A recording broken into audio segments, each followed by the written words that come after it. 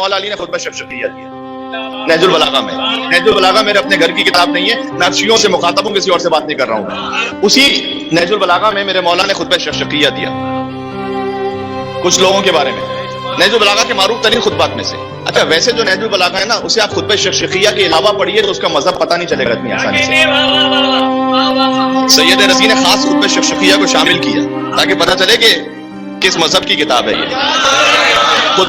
خطبہ شفشقیہ جو ہے نا، وہ دیکھیں مولا کائنات کے کیا فقط یہی خطبات ہیں جو نہج البلاغہ میں، بس کمپلیٹ، اس کے علاوہ کچھ نہ. کتنی مستدرکات نہج البلاغہ لکھی گئی ہیں. نہج البلاغہ کے آگے کمپلیشنز، جملہ کہہ رہا ہوں، نہج البلاغہ میں مولا علی کے پورے خطبات نہیں ہیں، جملہ عرض کر رہا ہوں. نہج البلاغہ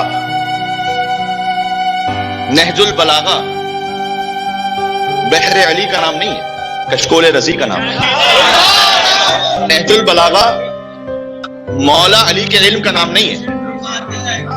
نہج البلاغہ اس کشکول کا نام ہے کہ جو بھیک مانگ لی سید رضی نے علی سے. بات پہنچ رہی؟ اچھا اس خطبے کا کون نام ہے؟ خطبہ مقمصہ. ایک تو خطبہ شفشقیہ ہے، ایک ہے خطبہ مقمصہ. مقمصہ کہتے ہیں قمیص سے، کیونکہ مولا نے اس میں قمیص خلافت کا ذکر کیا جو کسی نے پہن لی تھی. یہ آئے گا پہلے جملے میں آئے گا. مولا نے کہا قمیص خلافت کسی نے پہن لی تھی. اس لفظ سے مقمصہ بھی کہتے ہیں، شفشقیہ بھی کہتے ہیں. شفشقیہ کہتے ہیں کہ عاطف فشاں، محاورتاً ترجمہ ہے. شفشقیہ ہر زبان کے کچھ محاورے ہوتے ہیں، اردو میں اس کو لے کر عاطف فشاں، اس لیے کہ وہ کیوں خطبہ شفشقیہ لفظ کیوں آیا میرے مولا کی زبان پر، وہ آخر میں سنا. اچھا اس پر سب سے بڑا اعتراض یہی ہے علماء اہل سنت کا، تو علی کا خطبہ ہی نہیں ہے. مان لیں گے تو پھر تو بات ہی ختم ہو گئی. اگر مان لیں گے تو پھر کیا آپ کا مذہب ہوا کہ جو چوتھے ہیں وہ پہلے تین پہ تنقید کر رہے ہیں؟ کیا یہی مذہب ہو جائے گا نا؟ تو وہ کہتے ہیں جبکہ علامہ امینی نے اس کے 28 حوالے لکھے ہیں جو سید رضی کے علاوہ ہیں.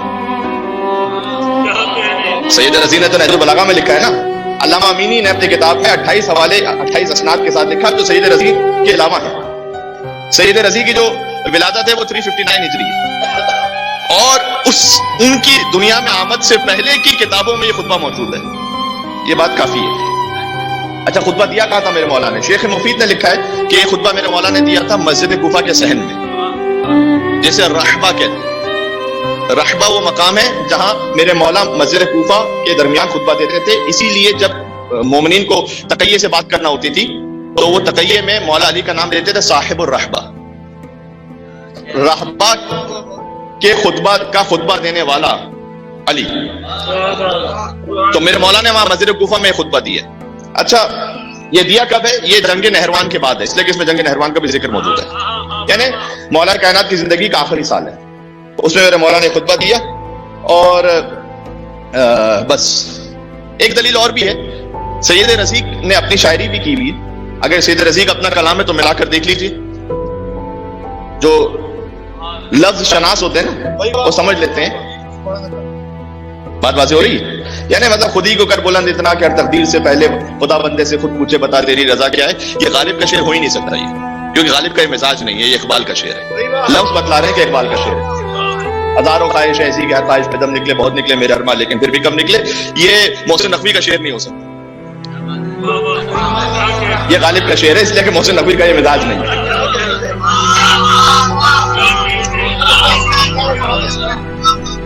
جو مولا علی علیہ السلام کے خطبے ہیں ان کے ساتھ اسے ملا کر دیکھ لیتے تو برابر ہے. ورنہ سید رضی کی جو شاعری ہے اس کے سامنے خطبہ لکھ رہے ہیں، سید رضی کی شاعری کی تو حیثیت ہی نہیں بچے گی وہاں پر، کچھ بھی نہیں ہے جو اس خطبے کی فساد و بلاغت ہے.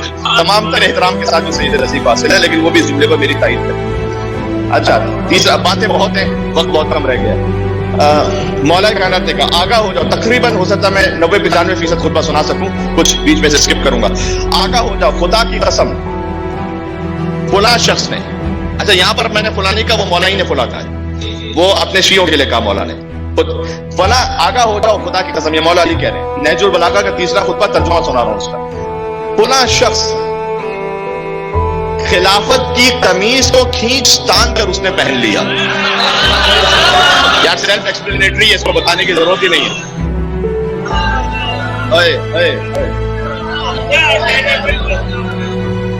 لیکن یہ پہلا جملہ ایسا خطرناک ہے، اب آگے جس کو سننا ہے وہ سن لے، باقی کان بند کر کے بیٹھے ہیں، مجلس کا سامان مل جائے گا انشاءاللہ.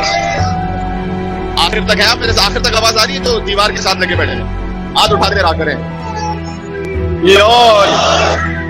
اور ہاتھ اٹھاتے رہا کریں، میرے بہت دور تک ہیں آپ، اس لیے مجھے محسوس ہوتا رہا مائک کی وجہ سے کہ آپ تک میری آواز جا رہی ہے. یہ میں مائک کی وجہ سے کہہ رہا ہوں، ایسا نہ سمجھے کہ کوئی اپنی بڑائی، مائک کی وجہ سے کہہ رہا ہوں، سسٹم کی وجہ سے کہ آپ تک انشاءاللہ آواز آ رہی ہے. اچھا، فلاں شخص نے خلافت کی قمیض کو کھینچ تار کر پہن لیا. اگلا جملہ پڑھ کے میں خود دل، حالانکہ اسے معلوم ہے کہ خلافت کے لیے میری حیثیت اس کیل کی سی ہے کہ جس کے گرد چکی گھوم رہی ہو. علی کا کلام سنا رہا ہوں، علی کا کلام. اچھا، یہاں پر کئی علماء نے یہ بھی لکھا ہے چونکہ مولا نے لفظ خلافت نہیں ضمیر استعمال ہوئی ہے نا، تو اس کا مطلب خلافت بھی ہو سکتا ہے اور اس سے بڑھ کر بھی ہو سکتا ہے. یعنی علی کہنا چاہ رہے ہیں پورے نظام کائنات میں میری حیثیت اس کیل کی سی ہے کہ جو چکی جس کے گرد گھومتی ہے. علی نہ ہے تو کائنات ہی نہیں ہے. پھر اس پر اگلا جملہ دلیل ہے، اس لیے کہ پھر میرے مولا نے کہا ينحدر عن السيل ولا يرقى الي الطير، اس لیے میری حیثیت اس کیل کی سی ہے کہ جس کے گرد سارا نظام گھوم رہا ہے، اس لیے کہ علم کا سیلاب میری ذات سے ہو کر گزرتا ہے اور میری بلندی تک کسی کا طائر فکر پرواز کر ہی نہیں سکتا. ينحدر عن السيل، علم کا سیلاب میری ذات سے ہو کر گزرتا ہے. جو سیلاب آتا ہے نا، وہ جو ٹاپ پر جہاں ذخیرہ ہوتا ہے، اس کے مقابلے میں جو سیلاب ہوتا ہے وہ کچھ بھی نہیں ہوتا، تھوڑا سا ہوتا ہے لیکن آگے بہا کے لے جاتا ہے. تو مولا نے کہا کہ وہ جو علم الہی ہے نا، وہ جو بہہ رہا ہے، وہ علم کا سیلاب میری جانب سے مجھ سے ہو کر گزرتا ہے.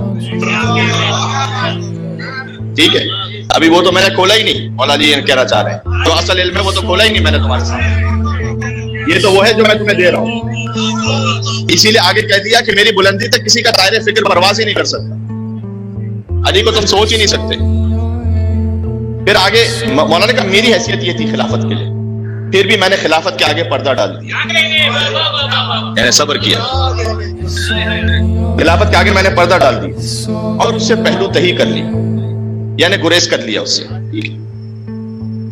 اور یہ سوچنا شروع کر دیا کیا مظلومیت علی کی کہ کٹے ہوئے ہاتھوں سے حملہ کر دوں یا اس بھیانک اندھیرے پر صبر کر لوں. تو میں نے دیکھا کہ ان حالات میں صبر ہی قرین عقل ہے، یعنی صبر کرنا میں نے مناسب سمجھا. اس عالم میں نے صبر کیا. وفی العین قضا، میری آنکھوں میں کانٹے تھے. وفی الحلق شجا، میرے حلق میں ہڈی تھی اور میں صبر کر رہا تھا. یہ خطبہ شرشقیہ ہے عزیزوں، کیا بلیغ مثال ہے. اگر حلق میں روٹی کا بھی سخت حصہ پھنس جائے نا، ہم 2 سیکنڈ برداشت نہیں کر سکتے. علی کہہ رہے 25 سال میں نے ایسے صبر کیا کہ گویا میرے حلق میں ہڈی تھی. میں سیدہ کے قاتلوں کو اپنے سامنے دیکھ رہا تھا، میں ناصرین خلافت کے سامنے دیکھ رہا تھا. میری آنکھوں میں کانٹے تھے، حلق میں ہڈی تھی. میں نے صبر کیا، جبکہ میں جانتا ہوں کہ میری حیثیت خلافت کے لیے اس کیل کسی ہے کہ جو چکی جس کے گرد گھومتی ہے. سبحان اللہ، یہ ہے علی ابن ابی طالب. سبحان اللہ. تو میں نے صبر کیا اور میں اپنی میراث کو لٹتے ہوئے دیکھ رہا تھا. یہاں تک کہ مولانا نے ترتیب بار اس میں بات کی ہے، خلافت اول پر، پھر دوم پر، پھر سیوم پر. یہاں تک کہ پہلے نے اپنا راستہ لے لیا، یعنی وہ دنیا سے چلا گیا اور خلافت کو اپنے بعد فلاں کے حوالے کر گیا. ٹھیک ہے، اور بے شک دونوں نے مل کر شدت سے اس کے تھنوں کو دھوہا ہے. یعنی یہ امیر المومنین کی مثال ہے. ذاتی منفعت کے لیے خلافت ان تھنوں سے دودھ حاصل ہونا چاہیے تھا جو امت کے لیے فائدہ مند ہو. انہوں نے شدت سے مل کر اس کے تھنوں کو دھوہا ہے. اور اب عالم یہ ہے کہ لغزشوں کی کثرت ہے اور معذرتوں کی بہتات ہے. اب تم یہاں تک پہنچ چکے ہو اور اب اس خلافت کی حیثیت کیفیت ایک سرکش اونٹنی جیسی ہے. اب کہ مہار کھینچو، یعنی اگر کنٹرول کرنے لگے تو ناک زخمی ہو جائے، یہ میرے مولا کہہ رہے ہیں، اور ڈھیل دے دو تو مزید ہلاکتیں ہو جائیں. کیا کریں؟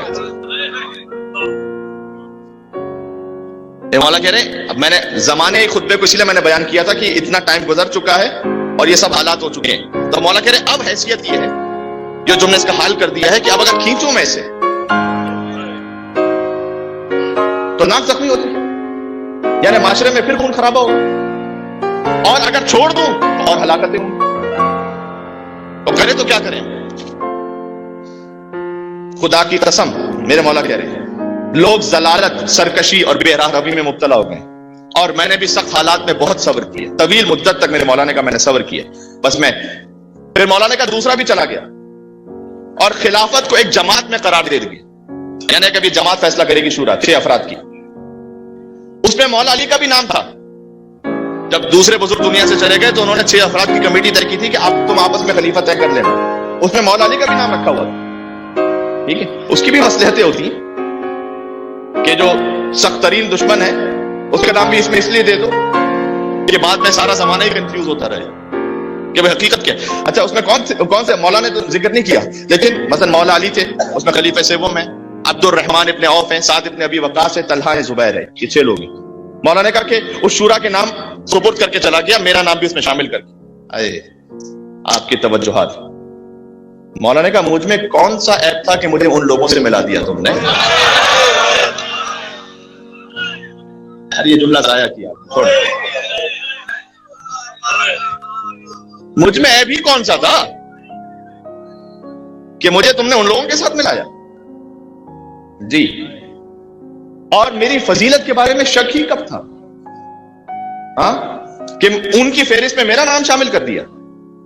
پھر بھی میں ان کے ساتھ چلتا رہا. بہت گنجائش ہے کہ یہاں پہ بات ہو سکے, لیکن میں وقت نہیں ہے.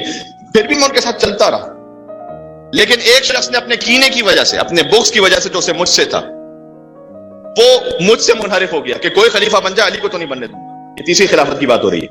یہ کون ہے؟ یہ سعد ابن ابی وقاص ہے, اسی کا بیٹا عمر سعد ہے. سلسلے وار سلسلے دشمنی آپ کو سمجھ میں آ رہی ہے؟ جو علی کے دشمن تھے انہی کے بچے حسین کے دشمن تھے. پھر بھی کہتے ہو کہ شیر و شکر تھے, کوئی شرم نہیں آتی کسی کو بات کرتے ہوئے. سعد ابن ابی وقاص اور اس کی ماں جو ہے وہ بنی امیہ سے. تو مولانا اس کی طرف اشارہ کر کے کہا کہ یہ وہ شخص ہے کہ اس نے تو اس کے دل میں اتنا کیا تھا میرے لیے, اس نے کہا علی کو تو میں نہیں بننے دوں گا.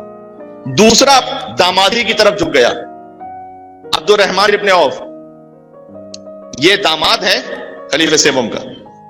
وہ اپنے ان کی جو بہن ہے اس کا یہ شوہر ہے. اور کچھ ناقابل ذکر اسباب بھی تھے, یہ میرے مولا نے کہا. کچھ ایسے اسباب بھی تھے کہ جن کو میں مولا کہہ رہے ہیں کہ میں نہیں کہنا چاہتا ہیں, کہ جس کے نتیجے میں تیسرا شخص, اب یہ تیسری خلافت کی بات ہو رہی ہے, پیٹ پھولائے اٹھ کھڑا ہوا. کیونکہ اس زمانے میں فائنینشل سچویشنز کیا تھی اس طرف میرے مولا کا اشارہ ہے. اور اس کے ساتھ خاندان والے بھی کھڑے ہو گئے جو مال خدا کو ایسے ہضم کر رہے تھے جیسے اونٹ پہاڑ کی گھاس کو چر لیتا ہے, ایسے کھا رہے تھے وہ. نکال دو نہج البلاغہ سے اس خطبے کو اگر نہیں ماننا تو. یہ نہج البلاغہ کہ وہ مال خدا کو ایسے غصب کر رہے تھے جیسے اونٹ کو باہر کی گھاس میں چھوڑ دیا جائے تو جیسے وہ چرتا ہے. یہ میرے مولا کہہ رہے ہیں نہج البلاغہ میں. اس کے بعد لیکن اس کی شکم پوری نے اسے منہ کے بل زمین پہ گرا دیا, اور جب وہ بھی گزر گیا تو لوگ میرے گرد بکریوں کے گلے کی طرح ڈھیر کا ڈھیر لگا کر کھڑے ہو گئے. اے علی اب آپ بن جائیے, سنبھال لیجیے. اب آئے علی کے پاس. ٹھیک ہے, اس شدت سے ہجوم تھا کہ حسن اور حسین کچلے جا رہے تھے لوگوں میں, یعنی اتنے لوگ بھیڑ بنا کر آ گئے تھے کہ علی اب آپ سنبھالیں. بسد تمہارے بسد اسرار میں نے خلافت قبول کر لی. آئے کیا کیا کہوں یہاں پر. علی نے جب خلافت قبول کی نا, پہلے تو علی نے کہا کہ تمہاری دیوی خلافت کی حیثیت, اس کرسی خلافت کی حیثیت علی کی نگاہ میں اس پھٹی ہوئی جوتی سے زیادہ حقیر ہے. سن لینا آخر تک جہاں جہاں تک مجمع موجود ہے. کیوں علی نے کہا تھا کہ اس پھٹی ہوئی جوتی سے زیادہ حقیر ہے؟ اس لیے کہ خلافت کی کرسی پر حق بھی آیا تھا, باطل بھی آیا تھا. اس جوتی میں سوائے حق کے قدم کے کوئی اور آیا ہی نہیں تھا.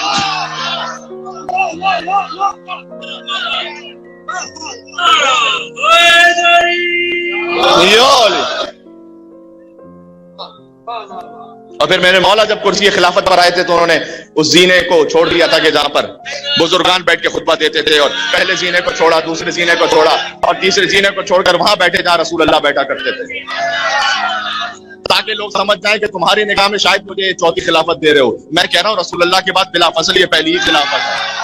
گنجائش بہت ہے بات کرنے کی, میں خطبہ مکمل کرنا چاہتا ہوں. میرے ساتھ آپ آخر تک ہیں میرے ساتھ انشاءاللہ. تو مولا نے کہا کہ تمہارے بسط اسرار میں نے خلافت لی. تو ایک گروہ بیعت توڑ کر نکل گیا, یہ جنگ جمل والوں کی طرف اشارہ ہے. دوسرا دین سے ہی نکل گیا, یہ صفین والوں کی طرف اشارہ ہے. تیسرا فاسق و فاجر ہو گیا, یہ نہروان والوں کی طرف اشارہ ہے. یہی اس بات کی دلیل ہے کہ نہروان کے بعد یہ خطبہ ہے. ٹھیک ہے, چونکہ دنیا ان کی نگاہ میں آراستہ ہو چکی تھی. جس کی نگاہ میں دنیا اہم ہو جائے نا وہ علی کی ولایت پہ پھر باقی نہیں رہ سکتا. یہ پیغام ہے آج کے لیے, سن لیجئے گا. دنیا کی تعریف کر چکا ہوں, ہر وہ شے کہ جو آپ کو علی کے راستے سے ہٹا دے وہ دنیا ہے.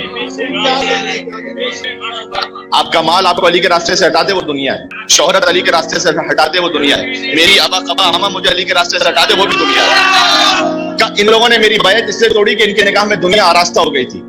کبھی بھی دنیا داری میں ایسا نہ مبتلا ہو جائے گا کہ اپنے دین کو چھوڑ دو, علی کی ولایت کو چھوڑ دو, حق کے راستے کو چھوڑ دو. یہ پیغام ہو گیا. علی کے خطبے سے بڑھ کے کوئی پیغام ہو نہیں سکتا. اس کی چمک دمک نے انہیں گمراہ کر دیا. اس خدا کی قسم, خطبہ مکمل کرو, جس نے دانے کو شکافتہ کیا اور ہر ذی روح کو خلق کیا.